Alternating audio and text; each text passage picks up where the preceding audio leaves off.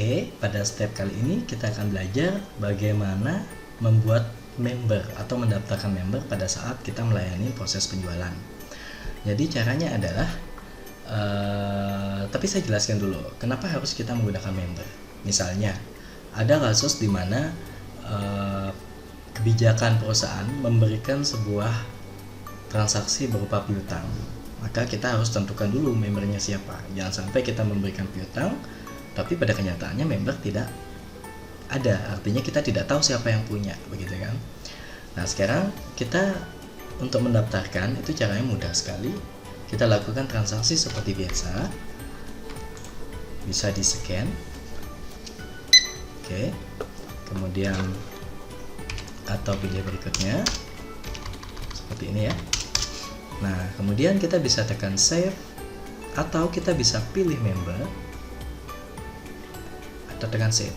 Nah, caranya bisa dipilih member, boleh ya, pilih member, kemudian kita bisa new member jika membernya tidak ada. Kita buat member baru, misalkan namanya Budiarta.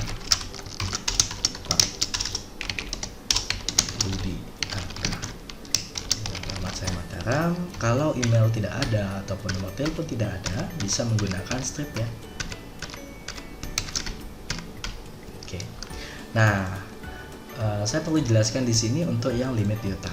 Jadi limit piutang ini menunjukkan bahwa kita memiliki limit terhadap pemberian piutang terhadap konsumen. Misalkan pada Pak Budi ini, jika saya gunakan 0, itu artinya dia tidak akan pernah bisa melakukan transaksi piutang, atau kita tidak bisa memberikan bond terhadap dia. Tapi jika kita batasi, misalnya kita berikan kebijakan 10.000, artinya Pak Budi ini bisa melakukan piutang maksimal itu sampai 10.000. Itu sudah terakumulasi dengan semua nota yang dia punya. Oke, di sini saya akan coba 10.000, terlalu sedikit ya, 20.000 misalkan. Berikutnya saya tinggal save. Nah, saya tutup. Oke, kita pilih member lagi, kita bisa klik membernya. Oke, ini sudah kembali ke Pak Budiarta. Jadi Pak Budiarta ini pembelanjaannya adalah 10.500. Nah, setelah itu kita bisa tekan save atau pembayaran. Di sini udah langsung klop ya. Nah, jika Pak Budi belanja secara tunai, kita bisa langsung, misalkan uangnya dia 11.000. Nah, Rp500 kita enter seperti biasa. Jadi otomatis ini sudah langsung kelihatan Pak Budi punya pembelanjaan. Atau misalkan karena salah pilih, kita bisa pilih kembali. Atau kita bisa tambahkan lagi untuk member berikutnya, misalnya Nanda Karam. Oke, yang lain saya isi strip ya, dan Nanda saya tidak berikan kesempatan untuk hutang, jadi saya isikan 0, kemudian saya save. Nah, dia akan terpilih Nanda. Tapi kalau misalnya kembali ke Pak Budi, tinggal pilih, kemudian klik Pak Budi, pilih atau cari jika terlalu banyak Nanda, enter. Oke ya, seperti ini. Kemudian saya akan simpan jumlah uangnya kembali lagi ke 11.000 ya. Oke, saya simpan. Yes, sudah. Pembelanjaan Nanda. Nah, berikutnya kita akan mencoba di mana member ini kita akan berikan kasbon atau kita hutangkan. Jadi bisa tekan F5, pembelanjaan seperti biasa ya. Kemudian seperti ini misalkan. Oke. Nah, kita pilih member, bisa klik ini atau bisa langsung pembayaran. Kemudian kita bisa pilih di sini. Nah, kemudian kita pilih Pak Budi. Oke. Nah, karena kita berikan piutang atau dia bayarnya sebagian, kita bisa gunakan transaksi piutang. Ini tinggal di checklist ya. Oke, otomatis ini akan diblok. Kemudian jumlah uang ini 0. Apabila kita masukkan ini 0, secara otomatis piutang di sistem itu akan masuk sebesar totalan pembelanjaan Pak Budi. Oke, kita coba 0 ya. Kemudian kita save. Nah, di sini ada informasi bahwa limitnya hanya 20.000. Dia nggak boleh berhutang lebih dari itu. Seandainya dia Pak Budi membayar sebagian, saya Pak Budi membayarkan sekitar 36.000 atau katakan ya 37.000. Nah, sebagian itu akan dianggap sebagai hutang.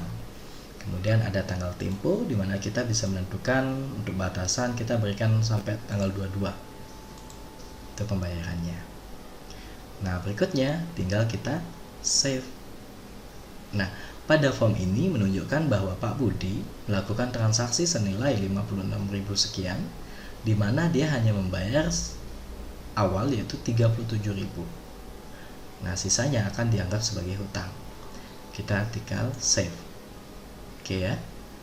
Jadi hutangnya adalah Rp19.250. Kemudian berikutnya Pak Budi melakukan transaksi kembali, di mana Pak Budi melakukan transaksi, kemudian dia akan melakukan proses hutang lagi. Misalkan kita tinggal checklist aja seperti biasa, kita simpan. Tapi maaf, di sini karena belum menentukan ya, sorry, pilih dulu. Kemudian Pak Budi, kita masukkan checklist hutang, kita simpan. Nah, ini tidak bisa karena memang maksimalnya 20.000. Hutangnya dia tadi kalau tidak salah sekitar 19.000 sekian. Sekarang kita masukkan, misalnya Pak Budi bayarkan senilai 10.000. Nah, kita lihat sendiri kan 9.000 ya. Tapi sistem juga tetap tidak akan bisa menyimpan karena memang hutangnya dia lebih dari 20.000 setelah ditambahkan 9.000 ini. Begitu. Sekarang saya akan coba klopkan. Jadi kita bayarkan langsung 20.000. Jadi Pak Budi nggak jadi berhutang nih karena nggak dikasih utang, gitu ya. Kemudian kita bisa save. Nah, ini udah otomatis dia akan hilang ceknya. Tinggal kita save, sudah selesai. Nah, itulah caranya untuk transaksi secara piutang. Kemudian dari tadi kita sudah belajar untuk menginput data di penjualan, tapi kita nggak pernah lihat daftar penjualannya itu seperti apa. Caranya kita tutup dulu di form ini, kemudian kita lari ke transaksi, kemudian kita bisa klik daftar penjualan. Nah, di daftar penjualan itu akan terdaftar semua transaksi penjualan yang kita lakukan per tanggal 11. Oke, per tanggal 11, di mana tanggal 11 ini kita mendapatkan total penjualan 259, di mana kita memberikan diskon kepada konsumen 3.000, kemudian total yang masuk adalah Rp256.750. Oke, di sini ada juga satu transaksi piutang nih, yaitu Pak Budi senilai 19.000. Jadi Pak Budi punya hutang 16.000. Oke. Next kita akan belajar lebih advance lagi, yaitu membayarkan piutangnya atau mensetorkan piutangnya, dan juga kita memfilter dari daftar penjualan ini. See you, tetap semangat.